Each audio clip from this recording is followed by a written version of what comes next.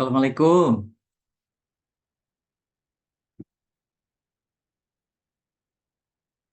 Tidak terdengar suaranya, Pak.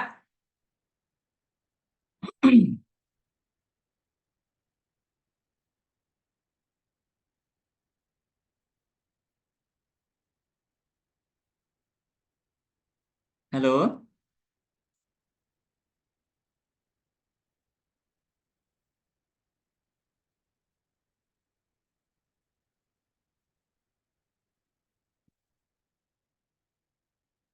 Belum terdengar suaranya, Pak.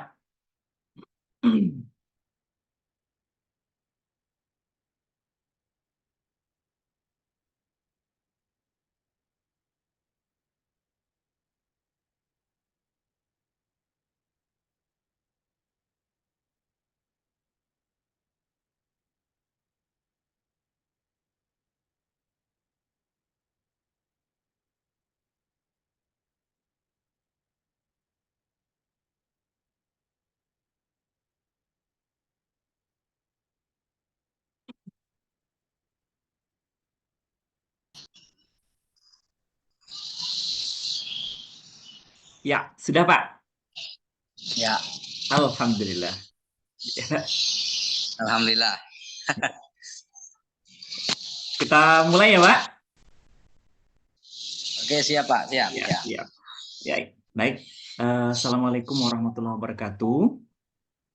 Waalaikumsalam warahmatullahi wabarakatuh. Bismillah, alhamdulillah, wassalatu wassalamu ala rasulillah wa ala alihi wa sahbihi wa mawalah wa ba'dah. Apa kabar, Bapak? Alhamdulillah, baik Pak. Alhamdulillah. Ini macam Sehat, mana? Sehat? sehat, Pak. Alhamdulillah. Ya, Alhamdulillah. baik. Di pertemuan kita kali ini, Pak, lewat Zoom, yaitu dalam rangka kami selaku pengawas madrasah akan memetakan komitmen perubahan kepala madrasah dalam rangka refleksi kepemimpinan dalam kapasitasnya sebagai pemimpin satuan pendidikan. Diskusi kita kali ini, Pak, nanti mungkin saya akan menanyakan beberapa hal. Baik, bisa kita mulai ya, Pak? Bisa Pak, bisa. Ya. Baik, yang pertama, apa yang menjadi kelebihan dan kekuatan, atau mungkin juga ada kelemahan pada madrasah yang Bapak pimpin? Ya, baik Pak. Untuk kelebihan madrasah kami ini kan berada di pondok pesantren. Ya, Pak. Artinya tentunya kelebihan di sini yaitu keunggulan dalam bidang keagamaannya.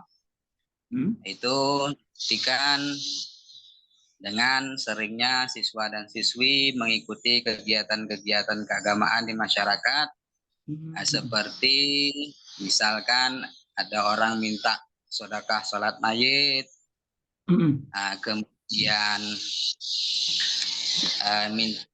orang undangan tasmiahan, Iya, iya. kemudian maulidan, dan acara-acara keagamaan yang lainnya.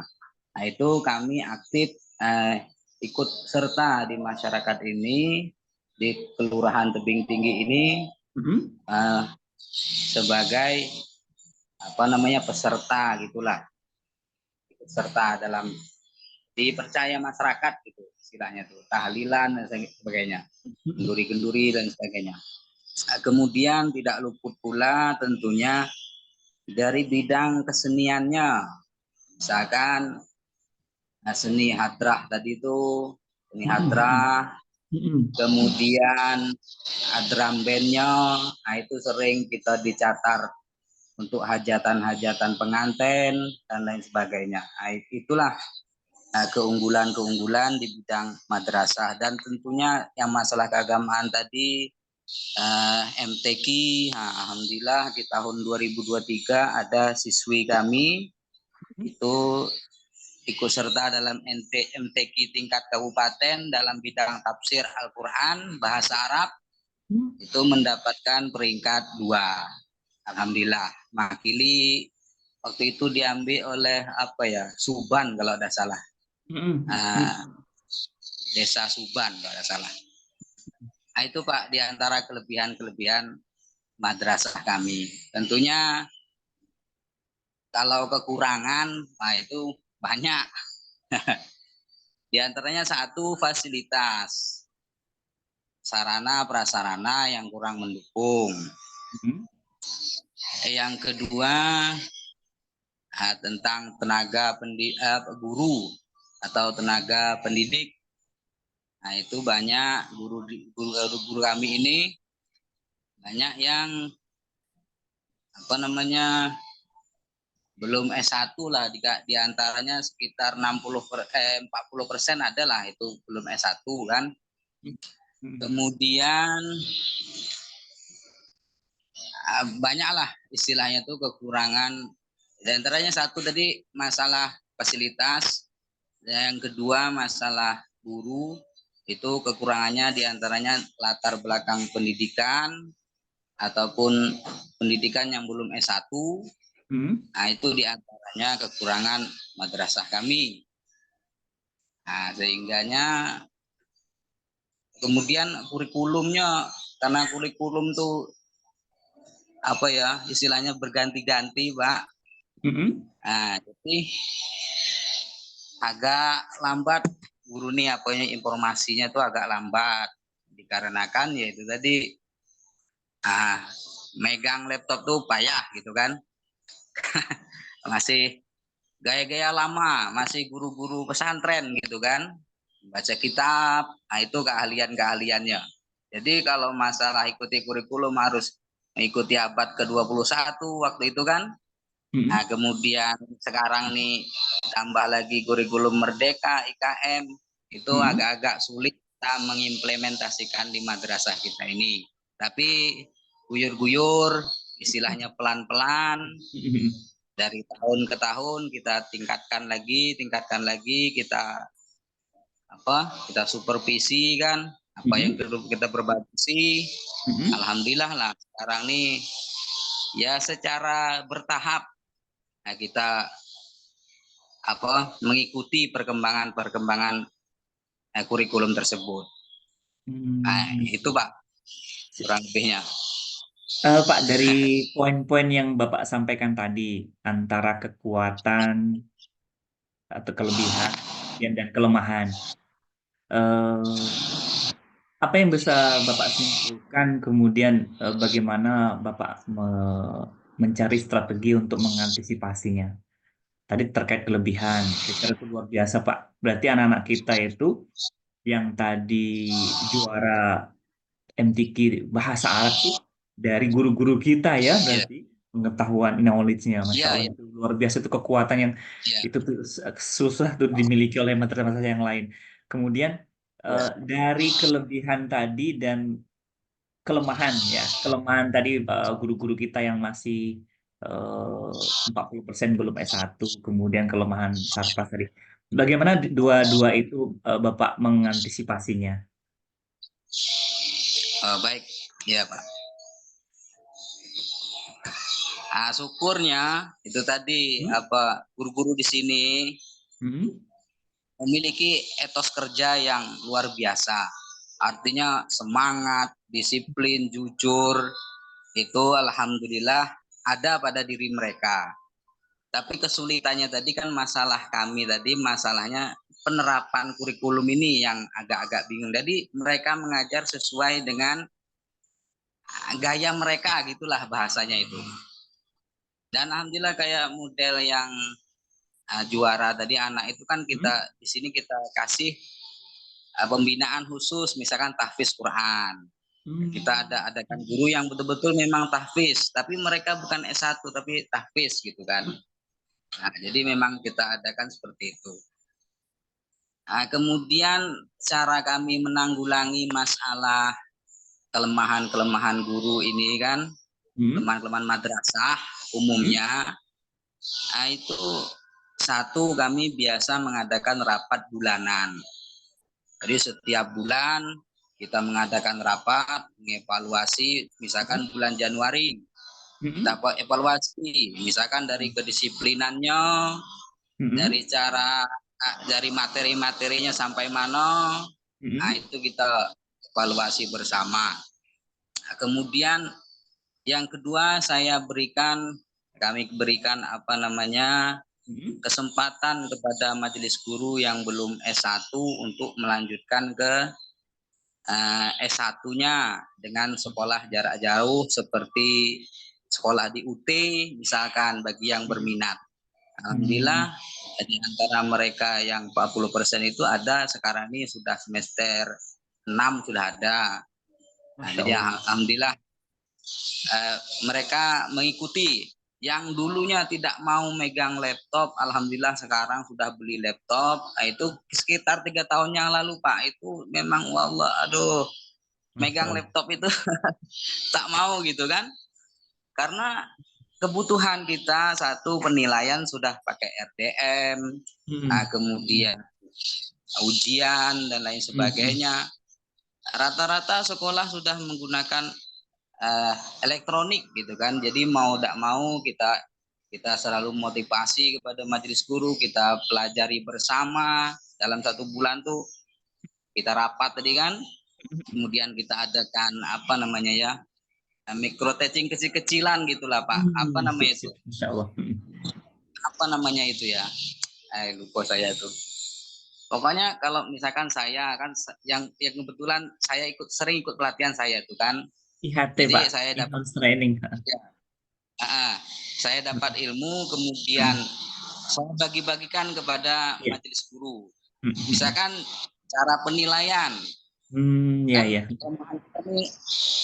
Kan gaya pesantren Pak. Gaya pesantren tuh dia ngajar itu tak ada dikasih nilai gitu.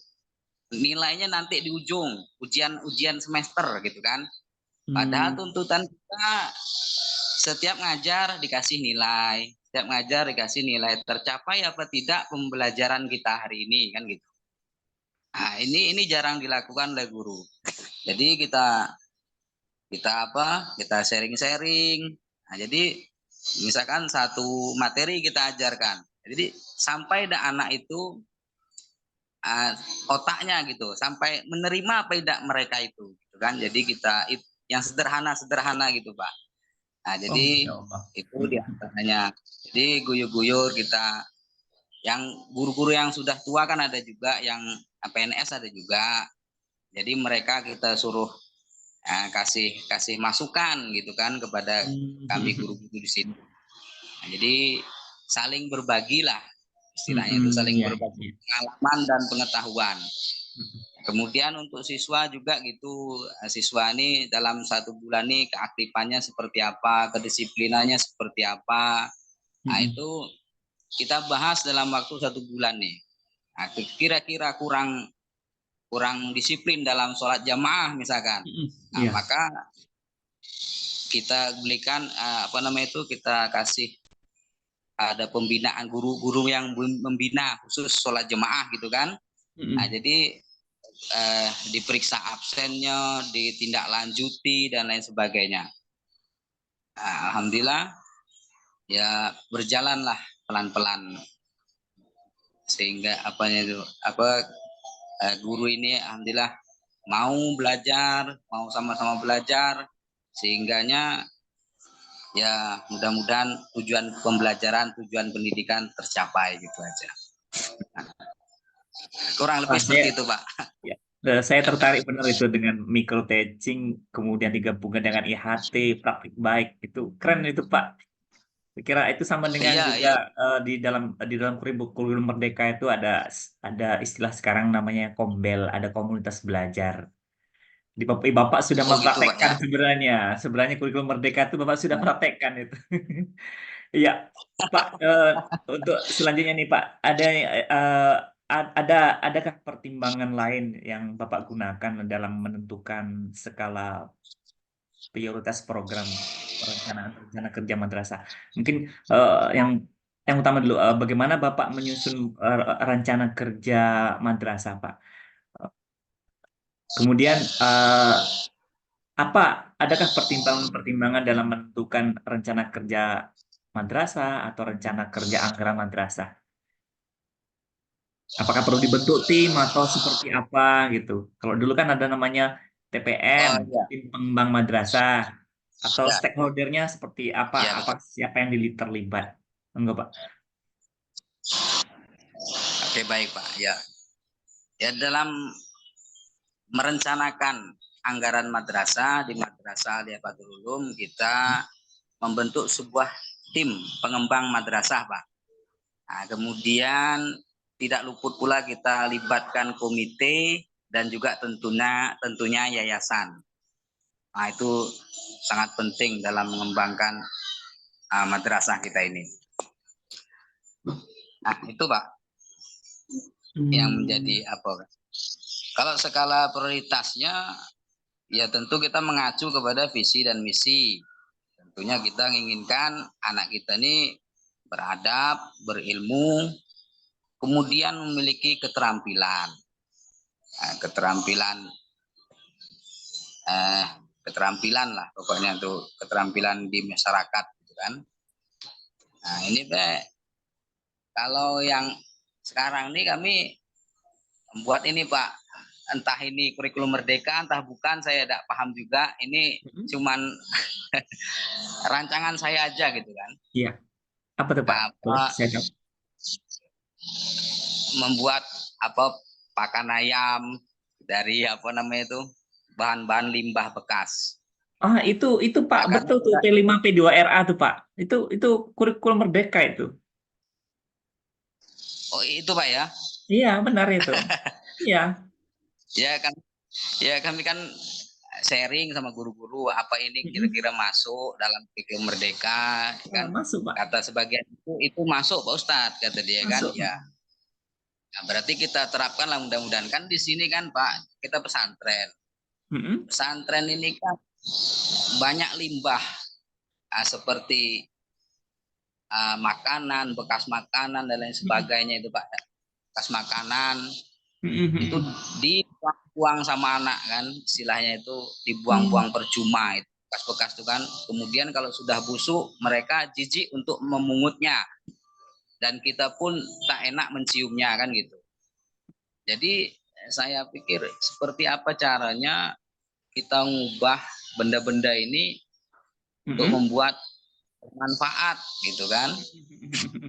Nah, jadi ya kita olah ya saya lah yang anu tuh saya sudah praktekkan kan buat pakan Mm-mm. fermentasi itu kan jadi Mm-mm. saya cuman pengetahuan saya gitu bukan ahlinya gitu saya sarjana pendidikan suruh ngolah fermentasi kan lucu jadi saya terapkanlah sama anak-anak saya suruh mereka seperti ini caranya kita ajarkan dan alhamdulillah berhasil untuk sementara Mm-mm. ini karena ayamnya belum ada, cuman adanya itu di tempat saya sendiri, saya yang melihara. Mm-mm. Jadi pemanfaatannya saya kasih ke ayam-ayam saya gitu, Pak. Itu Pak. Nah, itu yang program untuk tahun ini. Mm-mm. Kemudian ada penghijauan karena sekolah kita ini sempit, Pak. Mm-mm. Sekolah kita ini sempit, lahan kita terbatas. Kadang-kadang kalau lagi panas Mm-mm. itu luar biasa Mm-mm. apa namanya panasnya itu luar biasa. Jadi kita ajak siswa-siswi menanam sayuran Mm-mm. dari itu tadi apa limbah cucian beras itu kita jadikan apa namanya pupuk lah apa organik apa nama itu. Kita ajak guru IPA juga lah walau guru IPA ini belum tidak cocok dengan apa latar belakang pendidikannya gitu kan. Cuman kita ajak seperti apa rumusnya kan, takarannya dan lain sebagainya. Iya, Bapak sebenarnya. Kemudian Mm-mm. Lanjut, ya, Pak, boleh? Lanjut, lanjut, silakan. ini anggaran yang tahun ini Pak, ya anggaran tahun ini kan. Nah, kemudian yang prioritas lagi kami masalah sarana. Tadi sudah kami singgung di awal bahwasanya Mm-mm. fasilitas ini sangat luar biasa. kita ini 2 lantai bangunan, 2 lantai, cuman yang atas itu Pak semi permanen, artinya masih dari kayu gitu kan. Jadi asrama kita apalagi itu dari kayu juga, semi permanen sih. Nah, itu banyak kerusakan-kerusakan diantaranya atap bocor, ya kan. Jadi anggaran kita saat ini dengan dana yang ada, dengan dibantu dana komite dan yayasan, dengan kita usulkan proposal-proposal sudah alhamdulillah karena kita dekat perusahaan, tapi perusahaan ini payah juga tak ada ngasih juga. Nah itu, tapi alhamdulillah yang lain adalah ngasih sedikit-sedikit kemudian kepada masyarakat, wali murid dan lain sebagainya. Nah kita bikin atap kita banyak bocor Pak, kemudian karena bocornya atap itu merembes masuk ke plafon sehingganya plafonnya runtuh. Nah, ini itu sekitar 3 lokal plafonnya ambruk semua. Nah, jadi perbaikan di tahap ini istilahnya di tahun ini luar biasa kita larikan ke fasilitas. Artinya supaya anak aman belajar, aman. Nah, itu tujuan kita karena asrama banyak lapuk juga kan. Pagar asrama itu kita kan di atas asramanya tuh. Nah, pagarnya itu banyak yang lapuk Pak. Nah, itu kalau tidak dipagar bahayanya kalau anak jatuh, selesai kita Pak. Nah, jadi prioritas kita untuk tahap ini tahun ini ya kita larikan ke bangunan ataupun sarana. Nah, itu kurang lebih seperti itu. Untuk yang sumber daya kemanusiaannya ya kita tetap anggarkan untuk setiap tahun lah kita anggarkan guru supaya mengikuti pelatihan. Nah, itu kan. Tapi itu tadi saya singgung dari awal karena sebagian di antara guru-guru ini banyak yang masih kaku dalam menggunakan laptop dan lain sebagainya. Jadi mereka kadang kalau diajak pelatihan tuh agak-agak macam mana gitu. Nah, tapi kalau seandainya nanti ini kan juga di kabupaten tak ada juga MGMP kalau dulu ada Pak MGMP. Kalau sekarang nih lama sudah ada gitu kan. Nah, saya rasa kalau seperti itu diajak berangkat, nah mereka insya Allah istilahnya itu siap gitu kan. Nah, tapi kalau pakai elektrik kayak Zoom seperti ini, mereka agak-agak macam mana gitu, kurang memahami gitu kan. Tapi mudah-mudahan kalau dikasih jadwal MGMP, nah itu insya Allah lah. Tapi kita tetap itu yang kita prioritaskan karena kalau gurunya hebat tentu siswanya pun luar biasa. Betul sekali. Keren kata-kata terakhir itu yang saya luar biasa. Sebenarnya Bapak, saya tangkap tadi Pak, sebenarnya Bapak sudah menerapkan kurikulum Merdeka. Di dalam struktur kurikulum Merdeka itu 20-30% tuh P5 P2RA atau project itu Pak. Jadi sebenarnya Bapak udah tinggal apa administrasinya saja kita kadang-kadang di situ. Iya, saya kira udah hebat Bapak sebenarnya gitu. Udah itu Pak. Masih banyak bimbingan ya. Perlu masih banyak bimbingan. Iya. Ya. Insya Allah Pak Oh ini ya juga. Pak. Iya, Iya, karena saya kurang paham masalah P5 tadi. Nah, itu apakah ada penilaiannya? Apakah ada apanya ya? Mata pelajarannya itu seperti apa? Gimana Pak? Saya kurang memahaminya itu. Dia lebih Misalkan gini, ya, monggo Pak, silakan. ya, misalkan kayak kayak mata pelajaran Al-Quran hadis. Nah, itu kan Ya. kita nilai. Nah, kemudian apakah ini P5 ini termasuk ke dalam mata pelajaran atau terpisah gitu? Dia terpisah Pak. Jadi persentasenya itu 20-30%. dari struktur kurikulum itu dari 20 sampai 30% itu masuk ke dalam struktur kurikulum Merdeka, Pak. Jadi dia Oh, lebih jadi tidak termasuk dalam mata pelajaran begitu. Iya Pak, untuk yang terakhir nih Pak, kalau boleh ya. saya tahu ini, setidaknya dalam 3 tahun terakhir ini apa yang Bapak sudah rancang dan sudah laksanakan Pak? 3 tahun Boleh tahu. terakhir ya, Dak? Iya, 3 tahun terakhir ini. Jadi kan kalau sudah program prioritas di tahun 2024, Ya. saya sudah dapat gambarannya terkait dengan Sarpras, kemudian akademik, non-akademiknya. Kemudian dari kurikulum juga sudah dapat gambarannya prioritas di tahun 2024. Karena untuk di 3 tahun terakhir ini mungkin apa yang sudah Bapak rancang dan sudah terlaksana gitu. 3 tahun terakhir. Nah, itu seperti itu tadi Pak, apa kegiatan guru tadi. Mm-mm. Kita pembinaan guru tadi. Mm-mm. Nah, itu alhamdulillah memang sudah kita rencanakan, kita rancang. Mm-mm. Kemudian karena masalah fasilitas tadi, masalah kayak drum band, nah itu Mm-mm. kan kita baru nih. Yang kemarin sudah hancur kan, tahun 2022 ada salah kita beli baru. Mm-mm.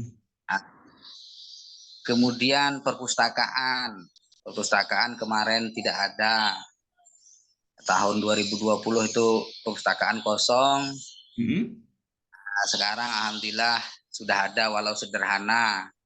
Nah, kemudian apa namanya, eh apa tadi itu, perpustakaan sudah, lupa ya. Ah, apa tadi itu? Perpustakaan sudah. Prof, Pak, platform yang tadi ya, kerusakan tadi. Oh iya, perusahaan itu tahunnya akan datang Pak, Insya Allah. Kemudian meja belajar siswa, nah Mm-mm. itu alhamdulillah kita ada carikan dananya, sudah dapat. Alhamdulillah. Kebanyakan ke fasilitas lah Pak larinya. Fasilitas fasilitas siswa dan guru lah istilahnya. Kayak perbaikan kantor, alhamdulillah sudah. Kemudian Mm-mm. koperasi, koperasi atau ini kan kita pesantren, jadi Mm-mm. apa namanya itu, siswa tuh catering gitu kan. Nah, jadi Mm-mm. kita bagi kepada guru yang istilahnya pendapatannya rendah, misalkan ngajarnya sedikit jamnya, nah itu kan kita bagikan ke sana Masya supaya mereka Allah. betah tinggal di pesantren gitu Pak bahasanya tuh. Sambil-sambil Hmm. mereka membina, tapi mereka ada betahnya karena dapat penghasilan lain gitu. Hmm. Nah itu alhamdulillah sudah kita laksanakan. Kemudian kantin itu, tapi sekarang nih pengelolanya sudah apa lagi, tidak ada lagi kan. Kantin kayaknya sudah macet nih tahun ini. Kantinnya macet, nih ini tidak berjalan lagi kayaknya tahun ini. Nah itu Pak. Kemudian Hmm. apa lagi program? Banyak Pak, lupa jadi ya. Artinya insya Allah Mm-mm. lah kita selalu pikirkan sama-sama untuk kemajuan madrasah kita ini. Nah, dari tahun ke tahun alhamdulillah lah fasilitasnya segala macamnya kita kembangkan. Sumber daya manusianya kayak gurunya ya Mm-mm. kita kasih pelatihan-pelatihan, kita kasih apa pembinaan-pembinaan. Pokoknya rutin lah Pak. Insya Allah. Nah itu. Ya. Alhamdulillah Pak, Eh, Ya. bincang kita, alhamdulillah saya sudah dapat gambarannya apa yang akan nanti kami lakukan dalam setahun ke depan. Terima kasih Pak atas waktu kita bertemu pada kesempatan ini. Mungkin ada yang mau disampaikan Pak? Cukup lah Pak Anabi. Ya. Pak, masalah itulah. Ya. Kalau bisa MGMP itu aktif lah setiap bulan atau macam mana. Apa Iya. penting Pak, masalah guru, kadang guru nih pusing nih lain ngajar tuh dia tidak paham gitu kan. Oh iya. Kemudian saking, Mm-mm. saking apanya tuh masalah penilaian itu memang saya supervisi setiap bulan tuh Pak. Setiap bulan, setiap gajian saya lihat, saya buatkan belangko nilainya. Ada Mm-mm. tak penilaian di situ, ada tak remedialnya, kapan remedialnya, siapa peserta remedialnya, itu memang saya perhatikan. Jadi saya siapkan belangkonya segala macam kan. Pokoknya tinggal ngisi baik itu baik kadang bingung ngisinya macam mana. Tapi alhamdulillah lah dengan semangat kerja, etos kerja yang tinggi, disiplin, jujur, nah itu alhamdulillah ada pada mereka. Sabar itu itu sudah modal yang luar biasa. Mereka bagus dalam pembinaan, Pak. Cuman Mm-mm. bahasanya tuh kurang dalam pengajaran. Nah itu pembinaannya bagus luar biasa, pendidikannya bagus, mereka ajarkan akhlak, mereka tanamkan budi pekerti pada siswa luar biasa sehingga siswa memiliki akhlak, keterampilan, santunan. Nah, tapi sayangnya karena kurikulum berganti-ganti sehingganya mereka bingung seperti apa cara ngajar yang bagus menurut Mm. pemerintah. Jadi mereka tetap gaya-gaya mereka sendirilah, bahkan ngasih nilai itu bingung. Saya itu yang penting nilainya tuh Pak, karena satu buat laporan gitu kan, Mm-mm. buat laporan kita untuk ngisi EDM, buat Mm-mm. ijazah, kemudian untuk ke wali murid. Nah itu kan penting nilai itu. Kalau nanti kan macam mana anak saya, nilainya seperti ini kita tunjukkan. Jadi mereka betul-betul tidak nembak-nembak gitu ngasih nilai itu bahasanya gitu. Nah, karena Mm-mm. yang sudah-sudah kan main Mm-mm. tembak-tembak baik gitu kan macam-macam cara nilainya gitu tak paham. Alhamdulillah mereka ah, apa istilahnya tuh pelan-pelan bisa bisa lah insyaallah. Nah itu Oke. Pak kurang lebih. Masya Allah. Terima Nah, kasih apa yang menjadi harapan Bupati, insya Allah itu menjadi PR kami. Mudah-mudahan dalam waktu dekat bisa kita realisasikan. Oke Pak, demikian bincang kita kali ini. Eh, ya, Terima kasih banyak Pak. Syukran jazakallah khair. Ya, minta ya, maaf jika ada salah hilaf Pak. ya, sama-sama Pak. Iya. Ya kita tutup Pak ya. Intaha ilahuna ila liqa. Wallahu muwaffiq ila aqwamit thoriq. Assalamualaikum warahmatullahi wabarakatuh.